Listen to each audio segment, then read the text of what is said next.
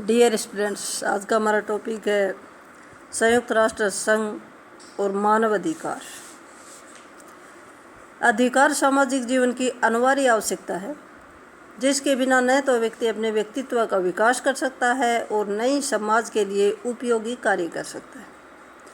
लोस्की के शब्दों में कहें तो अधिकार वे सामाजिक परिस्थितियां हैं जिनके बिना कोई व्यक्ति अपना पूर्ण रूप से विकास नहीं कर सकता है। अधिकारों के बिना मानव जीवन के अस्तित्व की कल्पना भी नहीं की जा सकती है। अधिकार व्यक्ति अथवा व्यक्ति समूह की समाज से एक मांग है, परंतु कोई भी मांग तब तक अधिकार नहीं बन जाती है जब तक उसे समाज की मान्यता प्राप्त न हो जाए। इन अधिकारों की रक्षा का दायित्व राज्य का होता है और राज्य के लोकतांत्रिक तथा कल्याणकारी राज्य का मुख्य लक्ष्य व्यक्ति के व्यक्तित्व का विकास करना है। राज्य के द्वारा व्यक्ति को प्रदान की जाने वाली सुविधाओं को यह अधिकार कहा जाता है।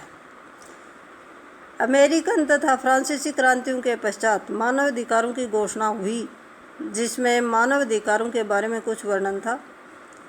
सन 1789 में अमेरिकन संविधान के लागू होने के 2 वर्ष बाद ही संविधान में पहले 10 संशोधनों द्वारा संविधान में नागरिकों के मौलिक अधिकारों को शामिल किया गया। इसके पश्चात विश्व के अनेक देशों ने संविधानों में नागरिकों के मौलिक अधिकारों को शामिल किया। अब आता है संयुक्त राष्ट्र और मानव अधिकार। United Nations and human rights. संयुक्त राष्ट्र संघ का चार्टर मानव अधिकारों को लागू करने का संकल्प लेता है।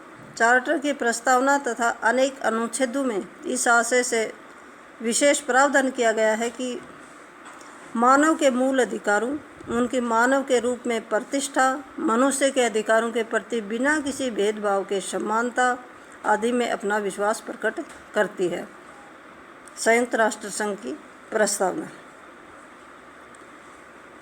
चार्टर का अनुच्छेद 1 संयुक्त राष्ट्र के संघ के उद्देश्यों का वर्णन करते हुए एक प्रमुख लक्ष्य के रूप में मानव अधिकारों को बढ़ावा देने को स्वीकार करता है। इस अनुच्छेद के अनुसार संयुक्त राष्ट्र संघ एक उद्देश्य है कि बिना किसी भेदभाव के सबके लिए मानव अधिकार व मूल स्वतंत्रताओं के सम्मान को प्रोत्साहित किया जाएगा। संयुक्त राष्ट्र संघ का चार्टर मानव अधिकारों को लागू करने का उत्तरदायित्व अपने 2 अंगों साधारण सभा और आर्थिक एवं सामाजिक परिषद को सीधे तौर पर सौंपता है। अनुच्छेद 13B साधारण सभा को निर्देश देता है कि ऐसे अध्ययनों एवं सुझावों के लिए पहल करे जिससे अंतर्राष्ट्रीय सहायता जुटाकर मानव अधिकारों को समर्थन दिया जा सके। चार्टर के अनुच्छेद 62B के अनुसार मानव अधिकारों को लागू करने का दायित्व आर्थिक और सामाजिक परिषद को भी सौंपा गया है। यह परिषद समय समय पर अंतर्राष्ट्रीय सम्मेलनों के माध्यम से ऐसे प्रस्ताव तैयार करेगी जिससे इन अधिकारों को प्रोत्साहित किया जा सके।